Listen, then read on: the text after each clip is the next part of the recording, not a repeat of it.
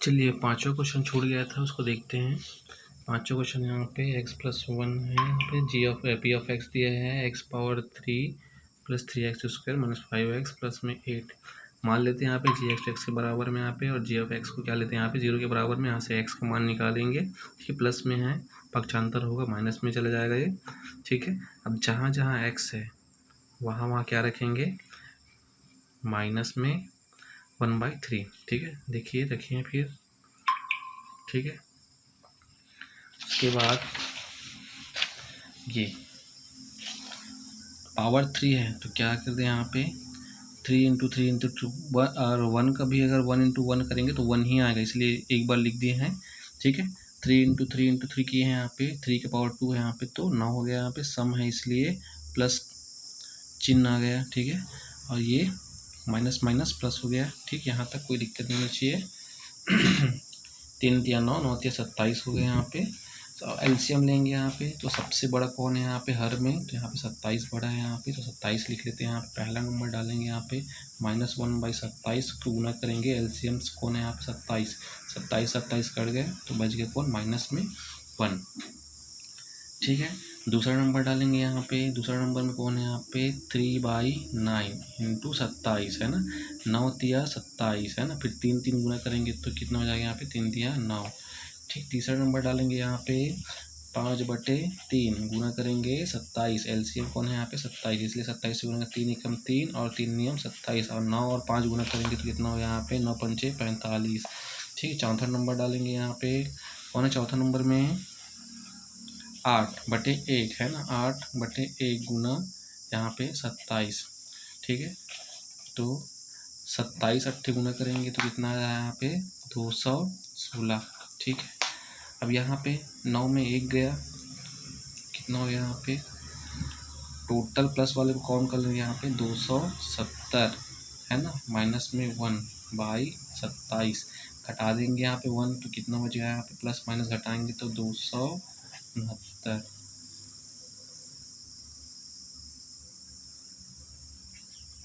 ये आ गया आंसर।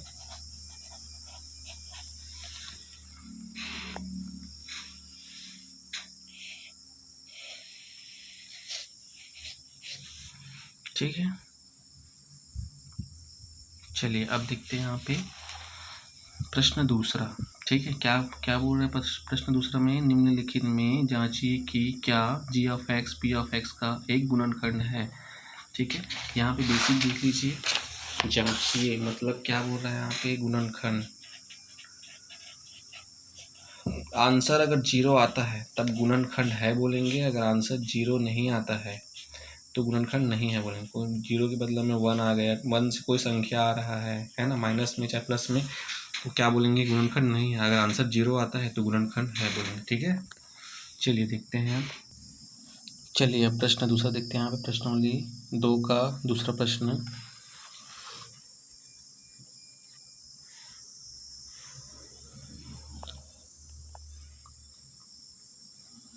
पहला क्वेश्चन यहाँ पे G of x is equal to x-3 और पी ऑफ एक्स दिया है यहाँ पे x³ - 4x² प्लस में x और प्लस में 6। ये है पहला क्वेश्चन, सेम टू सेम जैसे पहले बनाए हैं वही चीज़ बनेगा और कुछ नहीं है। यहाँ पे जी ऑफ एक्स को किसके बराबर लेंगे, यहाँ पे 0 के बराबर लेंगे। जी ऑफ एक्स का मान x-3 = 0, x का मान क्या आ गया यहाँ पे 3 है ना, x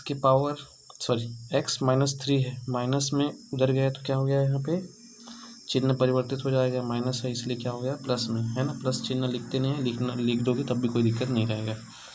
ठीक, यहाँ पे रख देंगे पी ऑफ खाली कोष्टक इज इक्वल टू खाली कोष्टक का क्यूब -4x के जगह में खाली कोष्टक स्क्वायर प्लस में x के जगह में खाली कोष्टक प्लस में 6। अब जहाँ जहाँ खाली कोष्टक है वहाँ पे जो मान निकाले हैं उसको रख देंगे 3 3 3 3।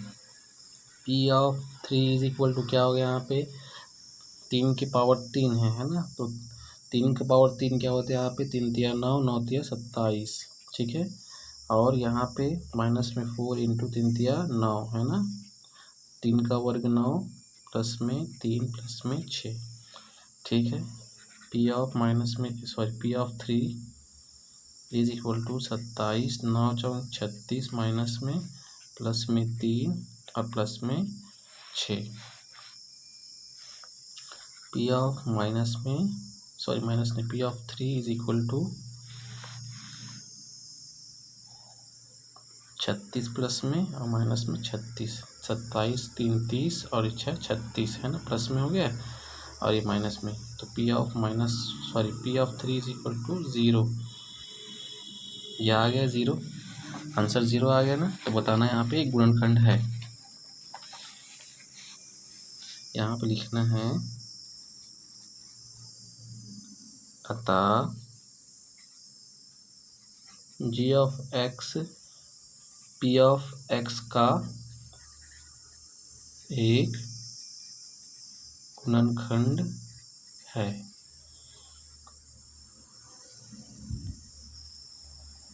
सारे क्वेश्चन ऐसे ही बनेगा, सेम टू सेम। 0 आता है तो गुणनफल, 0 नहीं आता है तो गुणनफल नहीं है लिखना है। चलिए दूसरा क्वेश्चन देखते हैं। यहाँ पे क्या है दूसरा question? G of x is equal to x plus में 1 है और पी ऑफ एक्स क्या दिया है? P of x is equal to 2x square cube है क्यूब है प्लस एक्स का स्क्वायर फिर माइनस में 2x प्लस में 1। ये है क्वेश्चन।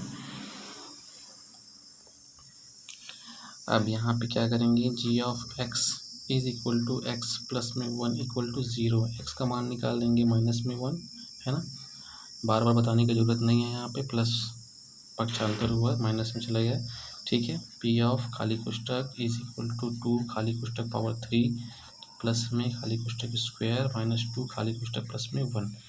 यहाँ पे क्या रखेंगे आप? माइनस वन माइनस में 1 और माइनस में 1, ठीक है। मैथ्स में बेसिक बहुत ज़रूरी है, अगर बेसिक नहीं आता है तो कुछ भी नहीं आता है, ठीक है। बेसिक नहीं आता तो पढ़ना ही भूल जाओ। पी ऑफ -1, यहाँ पे 2 -1 पावर 3, इसका आंसर क्या हो जाएगा? यहाँ पे माइनस में 1। क्यों आएगा माइनस में 1? सम है इसलिए, है ना, विषम है इसलिए।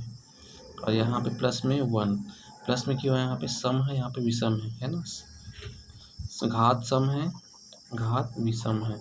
-1 की पावर अगर विषम है तो आंसर माइनस में आएगा, -1 की पावर अगर सम है तो प्लस में आएगा आंसर। माइनस माइनस क्या हो जाएगा? गुना होके प्लस, माइनस माइनस प्लस हो गया और दो एकम 2 और अभी प्लस में 1, ठीक है। P of -1 is equal to, यहाँ पे गुना करेंगे तो माइनस में 2 प्लस में 1 प्लस में 2 प्लस में 2। ये देखो माइनस में 2 और प्लस में 2 कट गया, बच कौन गया? यहाँ पे 1 और 3 जोड़ेंगे तो कितना आ गया? यहाँ पे 3 आया। तो लिख देंगे यहाँ पे अतः यह एक जी ऑफ एक्स का, क्या लिख रहा हूँ यहाँ में, G of x P of x का गुणनखंड नहीं है, है ना। G of x P of x का गुणनखंड नहीं है लिखना है, ठीक। चलिए तीसरा क्वेश्चन देखते हैं यहाँ पे।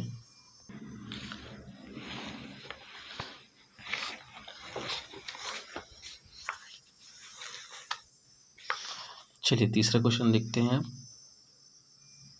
ये है तीसरा क्वेश्चन।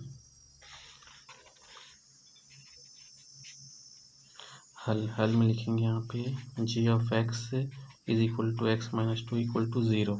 यहाँ से भी एक्स का मान निकाल लेंगे, यहाँ पे आ जाएगा 2, माइनस में था उस पर गया तो प्लस में हो गया। फिर यहाँ पे एक बार लिख लेंगे G of x is equal to x की पावर 4 माइनस एक्स की पावर 3 माइनस एक्स की पावर 2 माइनस में एक्स और माइनस में 2, ये है, ठीक। फिर जहाँ जहाँ पे एक्स है वहाँ पे खाली कोष्टक, फिर पावर जैसा है वैसा लिख देंगे। एक्स की जगह में खाली कोष्टक, जो पावर 3 है तो 3, एक्स की जगह में खाली कोष्टक पावर 2, एक्स की जगह में एक्स माइनस में 2।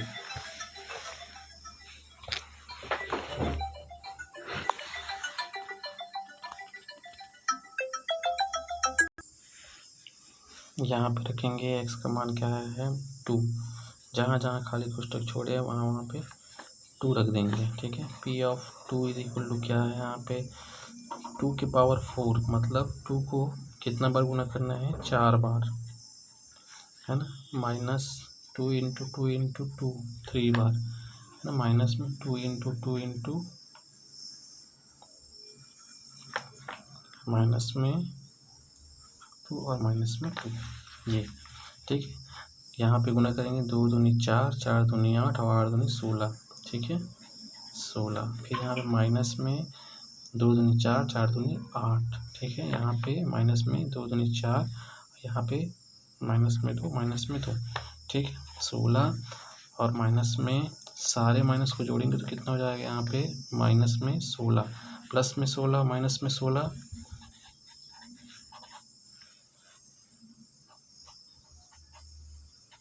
ज़ीरो। तो G of x P of x का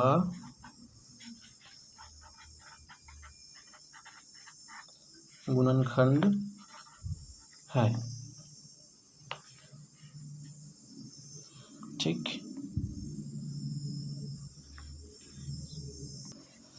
चलिए देखते हैं यहाँ पे चौथा प्रश्न है। यहाँ पे सेम टू सेम वही चीज बनेगा।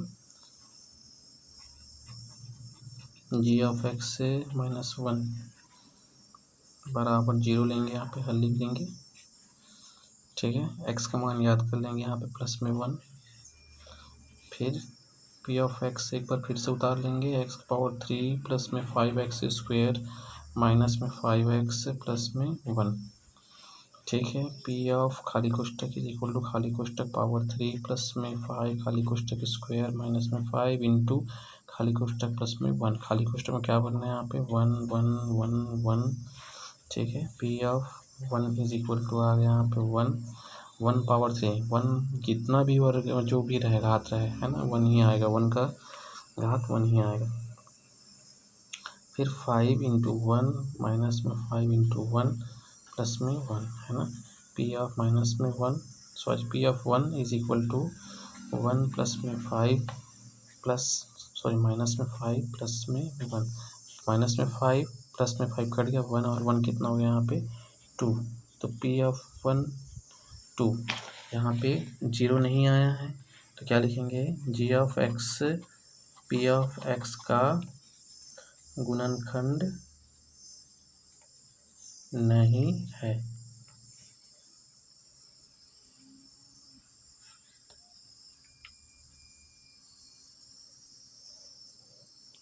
चलिए पांचवा क्वेश्चन देखते हैं आप। ये पांचवा क्वेश्चन ये है,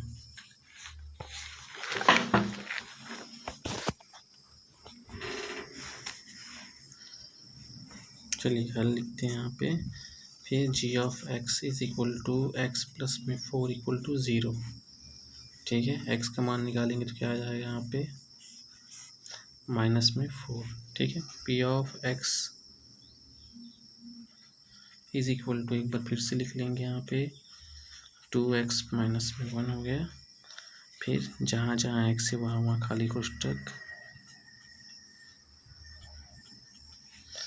क्या भरेंगे -4 -4 -4। P of -4 is equal to, है ना, सम है घात इसलिए प्लस में आएगा और 4 का वर्ग कितना होता है यहाँ पे 16, प्लस माइनस क्या हो जाएगा यहाँ पे माइनस 4 दूनी 8 माइनस में 1, ठीक है। 8 16 में 8 गया यहाँ पे 8 प्लस में माइनस में 1 इज इक्वल टू -7। यहाँ भी G of x P of x का गुणनखंड नहीं है।